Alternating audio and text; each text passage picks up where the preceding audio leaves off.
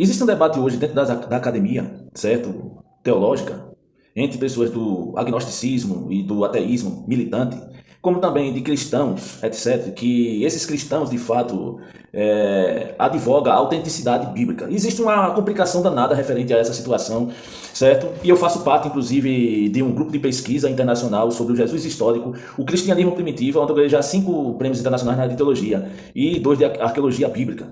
Então existe um debate sério, né? E eu tenho que ser honesto com você diante dessa situação. A primeira coisa, quais são os argumentos contra a autoria apostólica, né? Porque assim, os 4 evangelhos, que é Mateus, Marcos, Lucas e João, diante da perspectiva mais racional dos agnósticos, dos ateus, dos críticos de plantão, eles dizem o seguinte: que os manuscritos mais antigos dos evangelhos, eles não trazem os nomes, as autorias, por exemplo, como assim, evangelho no nome de Mateus, evangelho no nome de Marcos, evangelho no nome de Lucas, e o evangelho no nome de João. Não tem isso dentro dos manuscritos. Porque antes tinha os manuscritos, os papiros, e inclusive eu tenho um curso de papirologia e manuscritologia, certo? Aí, Mateus, Marcos, Lucas e João. Bom, é o que está no manuscrito. Daí você tem a tradução, que é a Bíblia, né? Que é o conjunto de livros, bíblos, entendeu? E esses títulos, eles foram adicionados mais tarde, por exemplo, no final do século II, certo? Os títulos Mateus, Marcos, João, Lucas, né? Foi adicionado no século II, pela tradição eclesiástica. Por exemplo, o Evangelho do livro de Mateus, Evangelho de Mateus, nunca afirma que foi escrito diretamente pelo Mateus, o apóstolo. Entende? Então, essa é uma das situações que, basicamente, são faladas dentro do campo acadêmico, a discussão e tal. O distanciamento temporal, que seria o quê? Esse distanciamento temporal que existe referente à questão da autenticidade da autoria bíblica, né? E eu tenho que frisar se isso aí é válido ou não é válido, etc. Marcos, o mais antigo, né, o livro de Marcos, que é considerado o mais antigo dos livros do Novo Testamento, ele foi escrito por volta de 70 depois da era cristã. Décadas depois da morte do próprio Jesus, né? Segundo a tradição. Mateus e Lucas, ele foi escrito mais ou menos em 80, 90 depois da era cristã. E João, ele foi escrito cerca de 90 a 100 depois da era cristã. Eu aumento um pouquinho para 110, de fato, que eu acho mais plausível, depois da era cristã. E isso significa, diante dessa datação, que nenhum dos evangelhos ele foi escrito, de fato, em tempo real, pelos próprios discípulos, ou seja, no momento do acontecimento, etc., mas já por segunda mão, que a gente chama de segunda mão ou segunda geração de cristãos, ou seja, não foram os cristãos que estavam ali naquele exato momento do acontecimento, foi o cristão de segunda mão que escreveu o texto, e aí muda algumas coisas referente a essa percepção que temos dos manuscritos e dos escritos bíblicos, né? E a gente tem que dizer isso porque realmente tem essa questão sobre os evangelhos, que eu discuto muito isso no campo acadêmico. Essa dependência literária, por exemplo, Mateus e Lucas, eles utilizam grande parte do evangelho de Marcos, se você analisar. A construção do evangelho de Mateus e Lucas ele foi baseada em cima do evangelho de Marcos como fonte. Além de outra fonte hipotética chamada quê? Mas muitos estudiosos não consideram que diante dessa situação. Porque eles consideram, por exemplo, que o livro de Mateus foi escrito em primeiro momento no hebraico para depois ser traduzido colocado pelo grego koiné, certo? Isso indica que, basicamente, não são relatos diretos das testemunhas que viveram naquele exato momento, das testemunhas oculares. Se fosse discípulos originais, não precisariam copiar de Marcos. Então a gente observa que se eles pegaram de Marcos para fazer o livro de Mateus e Lucas, para pedaço de Marcos para fazer Mateus e Lucas, é evidente que não foi relatos diretos de testemunhas oculares invisíveis daquele exato momento que está sendo feito o acontecimento, por exemplo. Outra situação que é indagada dentro das academias, e eu tenho que frisar, né? Só um momento, por gentileza, porque isso é bem complexo, entender, pessoal. Eu vou ter que relatar isso com calma, com parcimônia, né? Porque é um assunto bem polêmico, de fato. E eu espero que as pessoas me compreendam sobre o que eu tento expressar sobre essa situação. Então, por exemplo, o estilo grego sofisticado dos evangelhos. Porque os evangelhos, ele foi escrito, certo? Os evangelhos, os 4 evangelhos, normalmente foi escrito no grego koiné, certo? O grego dos evangelhos é bem escrito e com técnica literária. Isso não proporcionaria, por exemplo, que indivíduos feito Mateus, Marcos, Lucas, João, eles escrevessem alguma coisa. Porque a forma do grego, da escrita, que se desenvolveu no Novo Testamento, por exemplo, é de um grego sofisticado. E esse grego sofisticado só poderia ser feito precisamente por indivíduos que tivessem estudado. E indivíduos como os apóstolos eram analfabetos. Então isso é bem complicado. Entende a situação, pessoal? Vocês compreenderam o que eu estou dizendo? O grego que é utilizado no Evangelho, nos 4 Evangelhos, Mateus, Marcos, Lucas e João, é bem escrito. Ou seja, uma pessoa analfabeta e uma pessoa que tivesse apenas o conhecimento raso sobre o grego, ele não conseguiria escrever bem escrito os evangelhos. e nem com técnicas literárias, que também está dentro dos textos bíblicos. Então, diante da escrita, os discípulos de Jesus eram galileus pobres. Como assim?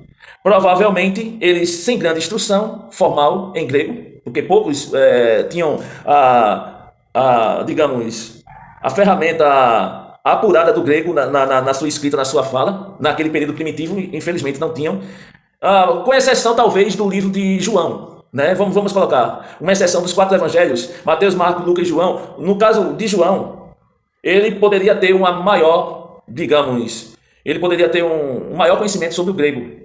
Mesmo assim, ainda seria colocado em dúvida. Por quê? Porque as fontes do livro de João é muito baseado em cima de influências gregas. E para você ter também conhecimento histórico sobre influências gregas, é necessário também ser uma pessoa que tem conhecimento não rasos referente ao campo histórico. Então, assim, é bem complicado essa situação. Tá dando para entender?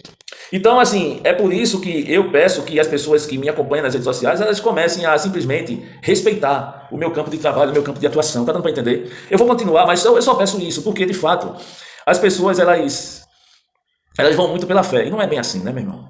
Não é bem assim. Vamos ser honestos aqui. E qual é a diferença em contradições referente à questão do estilo grego sofisticado que a gente já apresentou, das fontes, né, literárias, da dependência literária, da questão do distanciamento temporal que eu já apresentei também, da fonte anônimas, ou seja, anônimos, dos indivíduos que escreveram, a gente não sabe, não tem essa compreensão de fato quem escreveu, porque não foi Mateus, nem Marcos, nem Lucas e João, entendeu? Dentro do que eu apresentei até agora, a gente vai falar agora sobre assim, as diferenças e contradições. Os evangelhos, eles apresentam, de fato, versões diferentes em eventos importantes. Por exemplo, a gente vê na genealogia de Jesus a ressurreição, por exemplo, no Sermão do Monte e do Campo. Ou seja, dentro dos evangelhos, de versões diferentes, isso sugere tradições orais variadas e não testemunhos diretos. Ou seja, não foi testemunho de indivíduos que, de forma presencial, avistaram a situação e depois relataram. Não. Foi tradição orais, ou seja, passado de um para o outro, de um para o outro, e assim sucessivamente, e se tornou uma tradição corrente entre os próprios seguidores. Tá dando para entender? Isso é o que a gente pode, de fato, dirimir sobre essa questão, sobre os argumentos do campo crítico, certo? Referente aos 4 evangelhos.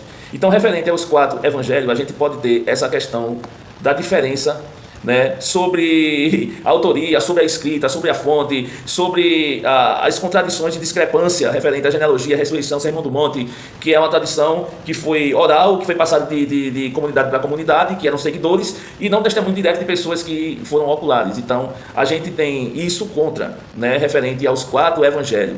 O que a gente tem a favor referente aos 4 evangelhos? Referente ao cristianismo primitivo.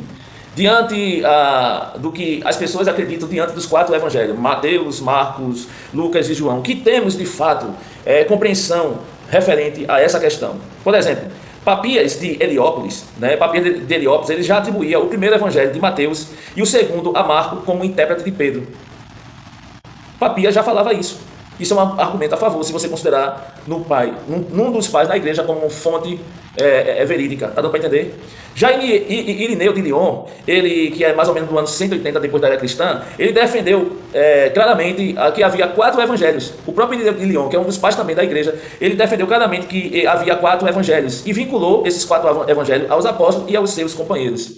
Então, dentro do testemunho da tradição cristã antiga, existia Papias de Hierópolis, certo? Papias de quase não sai. Papias de Hierópolis, de 120 depois da era cristã, 120, e Irineu de Lyon, que é 170, 180 depois da era cristã. E eles defendiam, sim, o testemunho da tradição cristã, e são pais da igreja, certo, do 2º século. Também tem o testemunho indireto das comunidades. O que seria isso? Mesmo que os evangelhos, ou os 4 evangelhos, Mateus, Marcos, Lucas e João, tenham sido escritos décadas depois, certo? Ainda reflete as tradições que remontam aos apóstolos, a era apostólica. Isso é um dos argumentos a favor, de fato, que eu posso trazer para você. Porque, mesmo diante desses 4 evangelhos, dessa discrepância também por conta que a maioria dos indivíduos eram analfabetos, e aí como é que eles vão escrever com aquelas escritas apuradas, sofisticadas, etc. Aí um cara chega e vai dizer assim, peraí, eles não sabiam ler direito, mas escreviam dessa forma por conta especificamente do Espírito Santo. E aí você está colocando a fé na questão onde é para colocar racionalidade, né? Então, é mais ou menos por aí. Então, testemunho indireto da comunidade. Então, alguns estudiosos cristãos eles consideram que mesmo depois dos 4 evangelhos, eles serem escritos décadas depois dos acontecimentos, de fato, de Jesus, eles, tá entendendo, refletem e remontam à tradição dos antigos apóstolos. A proximidade temporal entre 40 a 60 anos após o fato, isso também não tira a total autenticidade. Isso também é um argumento plausível. Por quê? Por exemplo, eu nasci hoje, depois de 40 anos ou 60 anos, eu estou relatando tudo o que aconteceu há 40 anos atrás. Isso é possível? Sim. Pode ter lacunas de informações, discrepância de informações? Pode. Mas também eu posso retratar, certo, de fato, o que aconteceu. E aí vive num conceito dúbio, tá dando para entender? Ao mesmo tempo que eu posso, depois de 40 anos, relatar de fato o que aconteceu, porque eu me lembro, eu posso trazer uma discrepância referente ao fato acontecido, ou posso também aumentar e posso também acrescentar, aumentar e deturpar o que aconteceu lá atrás.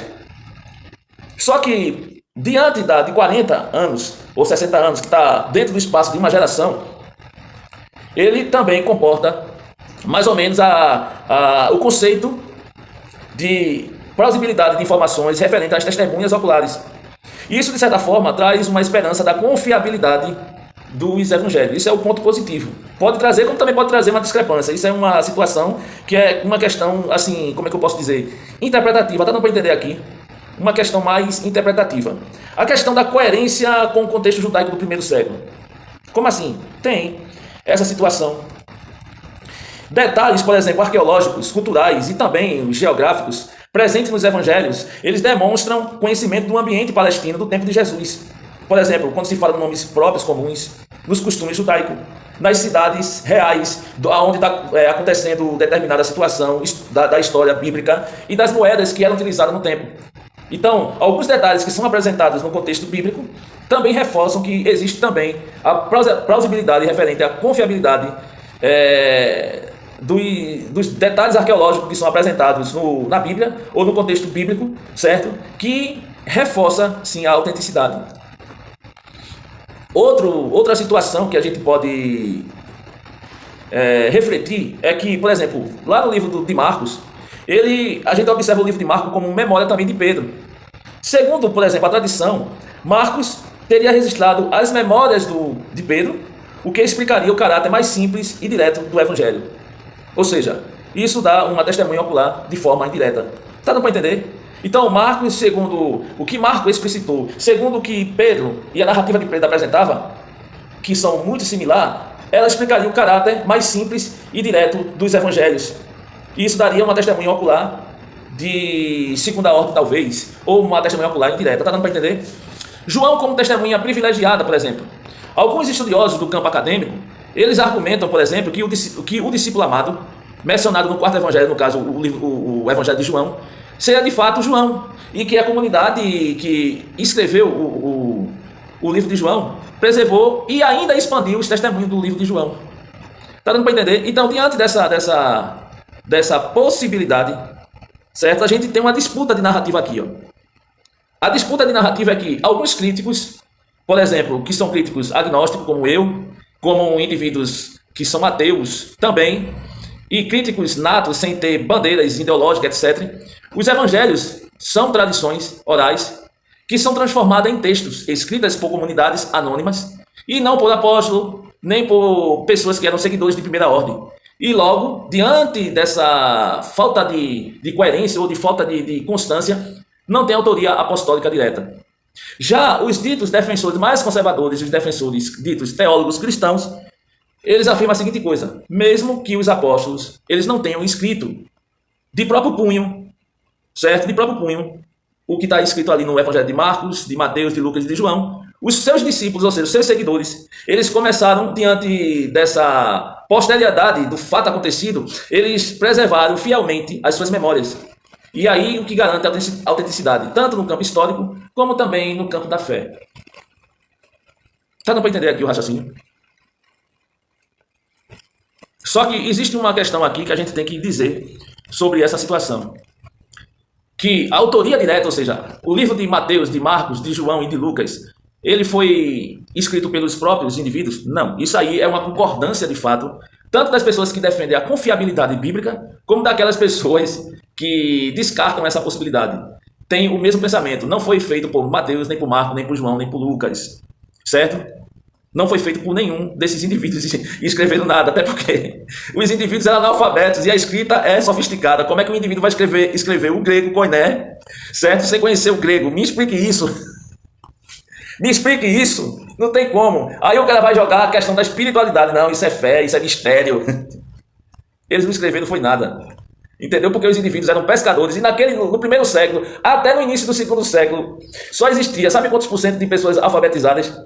No máximo 8 a 9%. E esses 8 a 9% eram indivíduos que não participavam da classe mais inferior, e sim pessoas que eram os doutores da lei, indivíduos que faziam parte da nobreza, indivíduos ligados ao Império Romano, pessoas que tinham estudo e tinham uma classe de média alta, não pessoas pobres, pescadores, indivíduos não tinham a condição, certo? E eu falo aqui abertamente, de escrever nada. Sabe o que é nada? Não tinha condição de escrever nada, porque a maioria deles eram analfabetos. Então eles vão escrever o quê? Entende? Nada. Então isso de que os indivíduos eles não escreveram nada, isso aí é quase que um consenso. Agora, a disputa está entre a confiabilidade. Os ateus e os críticos eles não consideram que os 4 evangelhos são confiáveis. Já os cristãos e mais conservadores, eles consideram a confiabilidade bíblica. Mas uma coisa ele tem em comum, que a autoria de fato não foi feita pelos ditos representantes dos livros, vamos dizer assim. Então, assim, existe pais da igreja, de fato, que corroboraram com a confiabilidade bíblica, como a gente vê Papias e Hierópolis, que eu quase não saio, e também de Irineu de Lyon, que ele defende os 4 evangelhos. Entendeu? E Papias de Hierópolis, ele também defende. E ele é do ano 120 e o outro é do ano 180 depois da era cristã. Então, esses pais da igreja, por exemplo, eles defendem.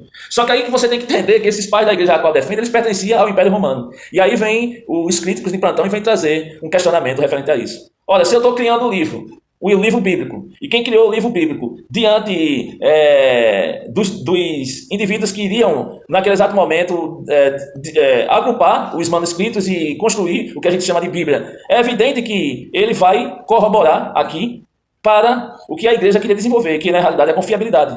E Papias de Hierópolis, Irineu de Lyon, era ligado ao Império Romano.